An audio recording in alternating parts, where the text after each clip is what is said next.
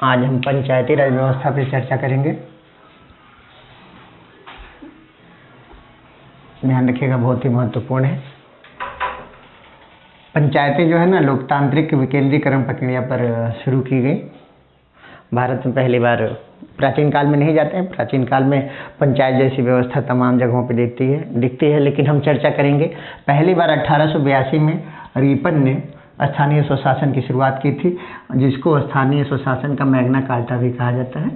स्थानीय स्वशासन का मैग्ना कार्टा, और रिपन को स्थानीय स्वशासन का जनक भी कहा जाता है। 1919 में जब अधिनियम लाया गया, जिसको हम मॉन्टेग्यू चेम्सफोर्ड सुधार कहते हैं, इसमें राज्यों में द्वैध शासन की व्यवस्था दी गई थी, यानी पंचायतों के गठन की व्यवस्था दी गई थी। 1935 में जब अधिनियम लाया गया तो इसको और व्यापक बना दिया गया। आपको पता होगा कि 1935 के अधिनियम में केंद्र में द्वैध शासन की व्यवस्था दी गई।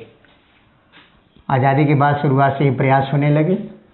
1952 में सामुदायिक विकास कार्यक्रम शुरू हुआ। 1957 में एक कमेटी बनी जिसका नाम था बलवंत राय मेहता कमेटी। नाम पे ध्यान दीजिएगा, बलवंत राय मेहता कमेटी। इसने कहा कि भारत में त्रिस्तरीय पंचायती राज लागू होना चाहिए, और इसी की रिपोर्ट पर पहली बार पंचायती राज 2 अक्टूबर 1959 को राजस्थान के नागौर में तत्कालीन प्रधानमंत्री श्री नेहरू जी ने शुरू किया। दूसरा राज्य आंध्र प्रदेश था जहां पंचायती राज शुरू हुआ। नवंबर 1959 में ही पंचायती राज यूपी में भी लागू हो गया। आगे चलकर कई कमेटियां बनी, जिनका नाम ऐसे लिखा हुआ है, देखिए। अशोक मेहता कमेटी 1977 में बनी। अशोक मेहता ये कहती है कि द्विस्तरीय पंचायती राज का सुझाव देती है। कहती है कि मंडल स्तरीय होनी चाहिए और जिला स्तरीय। मंडल मतलब ग्राम स्तर, मध्य वाली जो ब्लॉक स्तर पर होती है वो नहीं होनी चाहिए। इसे लागू भी किया गया कहीं कहीं पे 20 लाख से कम जनसंख्या पर। 20 लाख से कम जिन राज्यों की जनसंख्या थी वहाँ पर अशोक मेहता कमेटी का कॉन्सेप्ट लागू किया गया था।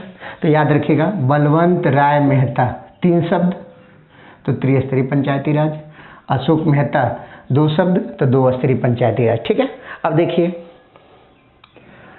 बलवंत राय मेहता 1957, अशोक मेहता 1977। और कमेटी भी बनी, GVK Rao committee, LM Singhvi committee, VT Krishnamachari committee, PK Thungan committee.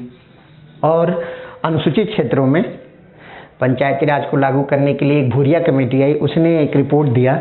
उसी रिपोर्ट पर पंचायती राज क्षेत्रों में अनुसूचित क्षेत्रों में पंचायती राज व्यवस्था को लागू करने के लिए पेशा कानून बनाया गया। ये कानून अरुणाचल के क्षेत्रों में लागू नहीं है। और जानते हैं 2004 में पंचायती राज मंत्रालय का अलग से गठन कर दिया गया। ध्यान रखिएगा, पंचायती राज मंत्रालय का गठन 2004 में कर दिया गया। अब देखिए, ये पूरे भारत में लागू है। संविधान में क्या है, इसको संवैधानिक कब बनाया गया पंचायती राज को, तो 73वां संविधान संशोधन 1952 में लाया गया, 92 में लाया गया, और 93 में पारित हुआ, और 24 अप्रैल 1993 को लागू हुआ। इसीलिए 24 अप्रैल को हम क्या मनाते हैं साहब, पंचायती राज दिवस के रूप में मनाते हैं। इस संविधान में कहाँ जगह दी गई, तो ध्यान रखेंगे, भाग 9 में 11वीं अनुसूची में इसको स्थान दिया गया। भाग 9 में 11वीं अनुसूची जोड़ करके इसे लाया गया। इसके अंतर्गत 29 विषय होते हैं। अनुच्छेद इसको दिया गया है 243 से 243O तक।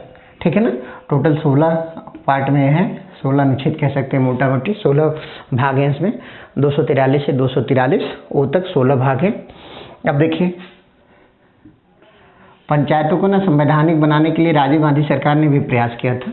66वें संविधान संशोधन द्वारा लाया गया था, लेकिन ये पारित नहीं हो पाया। 73वां पारित कर दिया PV नरसिंह राव जी ने, और भारत में पंचायतें कैसी हो गई, संवैधानिक संस्था हो गई। अब इसमें कुछ महत्वपूर्ण देख लीजिएगा। 243 में 243A जो होता है ग्राम सभा को डिस्क्राइब करता है। 243D जो होता है पंचायतों में आरक्षण को बताता है। आपको पता होगा पंचायतों में आरक्षण भी होता है।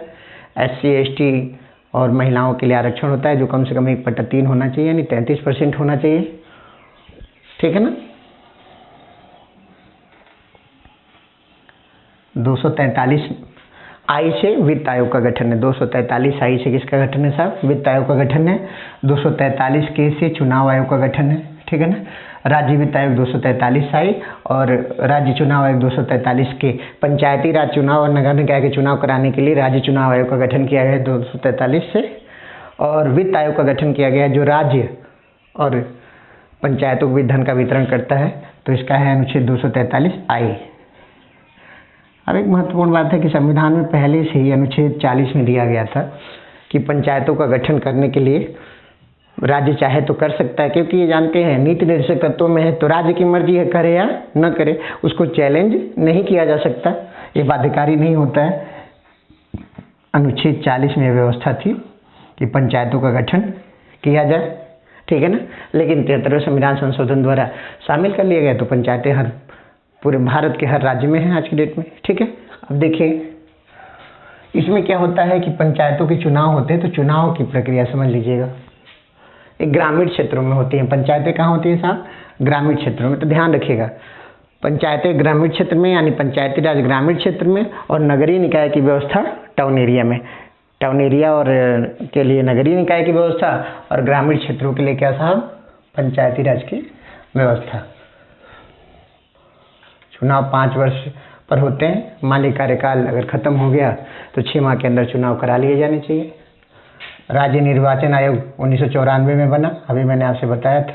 इसका अनुच्छेद है 243 के कि पंचायती राज चुनाव को और नगर निकाय वाले चुनाव कौन कराएगा? तो राज्य निर्वाचन आयोग कराएगा। इसकी नियुक्ति राज्यपाल के द्वारा की जाती है। मतदाता 18 वर्ष वाले ही होते हैं। प्रत्याशी देखिए इनकी उम्र 21 साल होती है। जिनको पंचायतों का चुनाव लड़ना है उनकी न्यूनतम उम्र कितनी होनी चाहिए? 21 वर्ष होनी चाहिए। अब देखिए ये 3 स्तर का यूपी में लागू है। हम यूपी की बात करें, यूपी के रहने वाले 3 स्तर पे: ग्राम पंचायत सदस्य, ग्राम पंचायत अध्यक्ष, बीडीसी ब्लॉक प्रमुख, जिला पंचायत सदस्य और जिला पंचायत अध्यक्ष। अब देखिए जनता कैसे चुनती है? तो ग्राम पंचायत सदस्य और ग्राम पंचायत अध्यक्ष, अध्यक्ष मतलब प्रधान, इनको डायरेक्ट चुनती है, तो इसलिए हमने डी लिख दिया है, इनको डायरेक्ट चुनती है। बीडीसी यानी ब्लॉक डेवलपमेंट कमेटी के मेंबर को हम सीधे चुनते हैं, लेकिन यही बीडीसी मिलकर के प्रमुख को चुन लेते हैं। इसीलिए जानते हैं हम प्रमुख को इनडायरेक्ट चुनते हैं यानी अप्रत्यक्ष रूप से चुनते हैं। हम जिला पंचायत सदस्य को चुन लेते हैं डायरेक्ट, और ये लोग मिलकर के किसको चुन देते हैं? जिला पंचायत अध्यक्ष को चुन देते हैं। यानी हम इनडायरेक्टली किसको चुनते हैं साहब? जिला पंचायत अध्यक्ष को चुनते हैं। समय से पूर्व अगर इनको हटाना हो तो कैसे हटाएंगे? तो एक व्यवस्था है, अविश्वास प्रस्ताव लाकर हटाया जा सकता है। यहाँ पे पंचायतों में ना राइट टू रिकॉल की व्यवस्था लागू है। राइट टू रिकॉल का मतलब जानते हैं साहब क्या होता है? कि इसमें व्यवस्था होती है कि जिन्होंने चुना है अगर वो आपसे असंतुष्ट हैं तो समय से पूर्व मतदान के दौरान आपको वापस बुला लेंगे। इस व्यवस्था को राइट टू रिकॉल कहते हैं। केवल पंचायती राज व्यवस्था में लागू है, आज की डेट में विधानसभा और लोकसभा में लागू नहीं है। कार्यकाल इनका देख लीजिएगा 5 वर्ष का होता है। शपथ लेने के दिन से गिना जाता है, लेकिन ध्यान दीजिए कहीं कोई मनबोधू टाइप का आदमी शपथ है न ग्रहण करे, तो उसके लिए जानते हैं क्या व्यवस्था है कि रिजल्ट आने के 30 दिन के अंदर शपथ ग्रहण हो जाना चाहिए। ये हो गया आपका चुनाव की व्यवस्था। अब कुछ इसमें मोटा मोटी बातें, ये संवैधानिक है कि नहीं है? तो संवैधानिक है। अगर अनुच्छेद है तो ये संवैधानिक है। फिर देखिए इनमें कोरम की जरूरत नहीं होती। 15 सदस्य होते हैं अधिकतम। कोरम 1/10 माना जाता है विधानसभा लोकसभा में, तो 1/10 यानी 1.5 सदस्य। तो कोरम जैसा कॉन्सेप्ट नहीं होता। आरक्षण इसमें अनुच्छेद 243D से दिया गया है, SC ST और महिला को 1/3। लेकिन यहाँ एक समझने वाली बात है, अगर मान लीजिए महिला आरक्षण 1/3 कहीं दिया गया है तो उसमें SC ST और OBC महिलाओं को भी अलग से स्थान दिया जाता है। ये नहीं है कि महिला है तो कोई भी महिला लड़ सकती है, उसमें भी अनुसूचित महिला, पिछड़ी महिला, अनुसूचित जनजाति महिला, इस तरह से करके कॉन्सेप्ट होता है। बिहार पहला राज्य है जहाँ महिलाओं को इसमें 50% आरक्षण दिया गया है।